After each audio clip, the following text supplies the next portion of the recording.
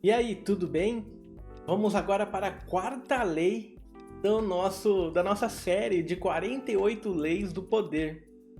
E essa lei é muito bacana. Eu acho que, na verdade, todo mundo já sabe dessa lei, mas acaba não se policiando, ou seja, não acaba não lembrando a todo momento de seguir essa lei.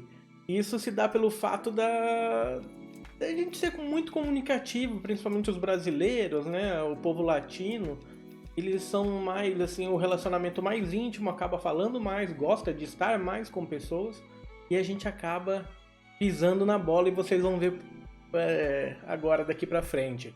Mas antes disso, não deixe de se inscrever. Opa, do outro lado. Não deixe de se inscrever no meu canal, ativar o sininho, dá um like, compartilha com os amigos, compartilha com quem você acha que vai fazer que esse conteúdo possa fazer diferença. E vamos lá, vamos começar. Quando você procura impressionar as pessoas com palavras, quanto mais você diz, mais comum aparenta ser e menos controle da situação parece ter. Ou seja, quanto mais você fala sobre um assunto, você acaba correndo o risco de se embananar, correndo o risco de transparecer que você, na verdade, não entende sobre o assunto, que você, na verdade, está desesperado e, de alguma forma, quer tentar falar sobre o assunto para tentar passar segurança ou tentar passar conhecimento e você acaba não adquirindo, né, ou melhor, não conseguindo transpassar esse sentimento de poder. E quando o assunto é poder, a gente tem que lembrar daquelas regrinhas, igual dos últimos vídeos, tudo mais, aonde a gente conversou a respeito de honestidade, de outras coisas, e quanto mais você fala, mais a chance de cometer erro. Falando menos do que o necessário, você cria a aparência do significado de poder. Você também, né? Quanto menos você diz, menor é o risco de falar bobagem ou algo perigoso. E olha só, quantas vezes você já não se caiu ou se perguntou, se pensou, né? Já pensou, nossa, eu não devia ter falado aquilo. Nossa, eu não devia, enfim. A maioria das pessoas de poder são pessoas que não falam muito.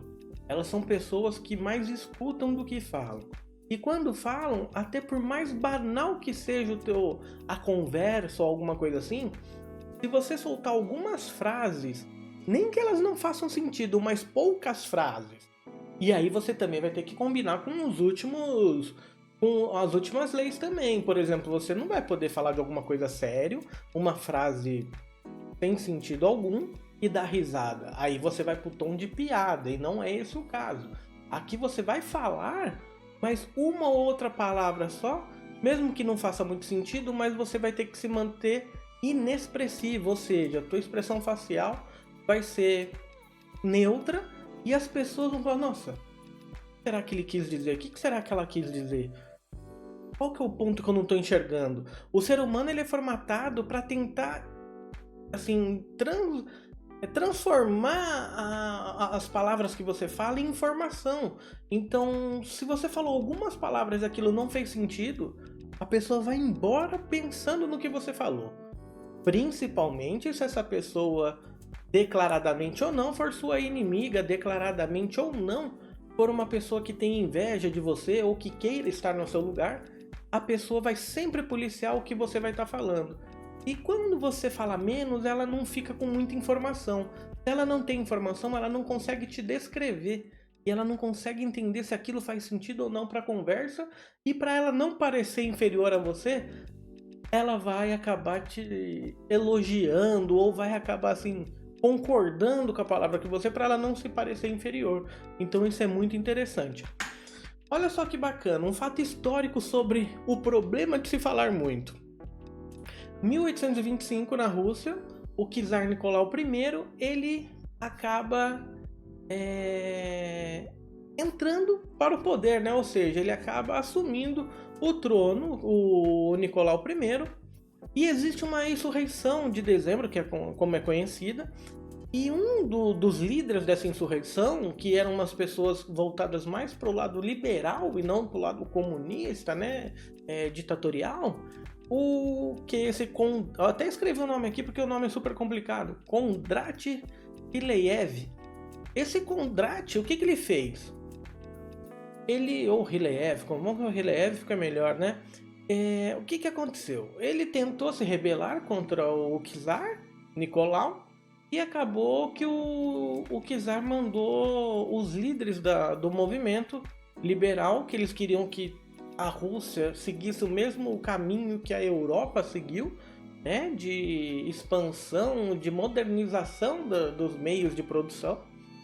E quem estava desse lado acabou sendo condenado à morte. O Ryleyev foi preso e no dia que ele foi para ser enforcado, a corda estourou.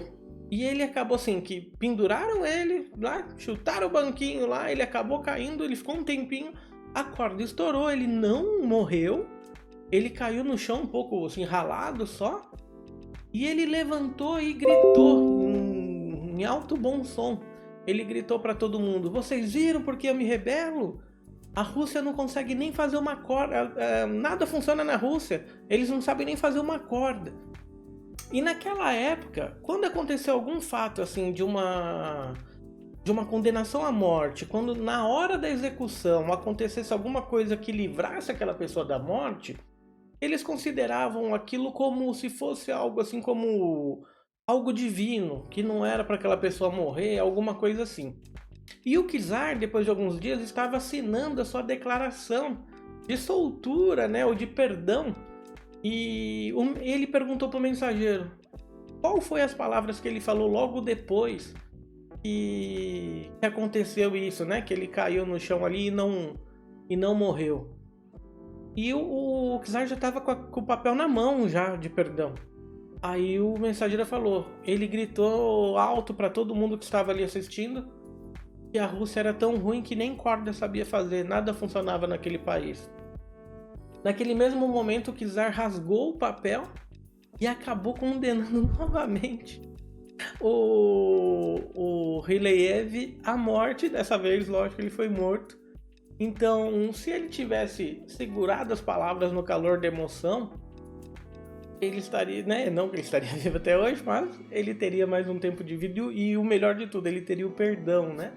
E não foi o que aconteceu, ele acabou morrendo, né, sendo executado por enforcamento, logo depois dessa notícia que o czar ficou sabendo. Então veja só, historicamente isso já não vem dando certo, vamos colocar aí já quase 100 anos, né? E isso, lógico, isso é milenar, né? A parte de se falar muito. Os orientais são mais ligados nisso, né? Eles falam pouco, você vê aqueles filmes, sempre tem um monge que solta só uma palavra, aquela palavra enigmática, talvez aquela palavra ele jogou à toa, só para você deixar ele quieto, mas pelo fato dele já conceber o poder na sua mente e saber trabalhar com isso, ele fala daquela forma, fica com um rosto inexpressivo, você não sabe se ele tá feliz, se tá triste, tá chorando ou não, e você acaba não conseguindo decifrar aquele código e volta assim, nossa, ele é muito poderoso, ele é muito inteligente, ele fala de uma forma que eu não consigo entender. E olha que bacana isso. Com relação à autoridade, então, não abra a boca antes, olha só a dica também, né? É uma autoridade para você gerar autoridade. Nunca abra a boca antes do seu subordinado, ou seja, se você está conversando com uma pessoa e quer dar esse sentido que a pessoa é subordinada a você, você nunca deve começar a fala. E sempre deve deixar a pessoa falar, fazendo algum gesto assim, de entendimento. Também a pessoa não vai ficar falando e você olhando para o lado e a pessoa falando aqui para você. Não, então você vai se concentrar. Lembrando da última lei, da terceira lei. Você vai ficar com o rosto inexpressivo, ou seja, você não vai revelar suas intenções. E quando você permanecer calado, as pessoas vão tentar continuar tentar manter essa comunicação. E quando elas não têm mais nada para falar, elas acabam entregando as intenções delas, falando mais do que elas deviam. E você vai estar do outro lado agora, você vai falar, poxa, eu acho que ele falou mais do que deveria. E a pessoa, quando chegar em casa, vai falar, nossa, acho que eu abri a boca demais. Então esse é o ponto que a gente precisa chegar para que a gente consiga manter esse grau de poder. Então a gente está no quarto ainda de 48 leis, nós estamos na quarta lei ainda, então a gente vai evoluindo. E olha só, essas 4 dicas que nós já passamos, elas são sensacionais, né? A gente já consegue mudar já a perspectiva na hora de negociar, no relacionamento familiar, no relacionamento amoroso, no relacionamento ali empresarial, né? Se posicionar. Então essas leis já estão ajudando a gente a tomar outro rumo, caso você queira ou almeje um lugar de poder. Pessoal, então eu vou ficando por aqui. Continue, todo dia estou postando esses vídeos. Serão 48 dias seguidos de vídeos. Um dia cada, né? Eu vou postar uma lei. Consultormktdigital.com.br é o site. Lá também tem um blog super legal. Tem alguns materiais gratuitos que vocês podem baixar lá. Felipe Dias _MKT é meu Instagram. Mande sua mensagem lá, me siga lá também. Tem o Facebook Felipe Dias MKT. Também me siga lá, curta lá a página. Praticamente todo dia eu posto conteúdos relevantes lá, principalmente no Instagram. Eu consigo manter um relacionamento legal ali com algumas sacadas, algumas coisas na hora que a gente vai colocando. E mais uma vez, diga sempre menos do que o necessário, diferente de mim aqui no vídeo, né? Eu preciso passar o conteúdo para vocês. Mas tente fazer esse teste que você vai ver a diferença. Tá legal? Um forte abraço e até o próximo vídeo.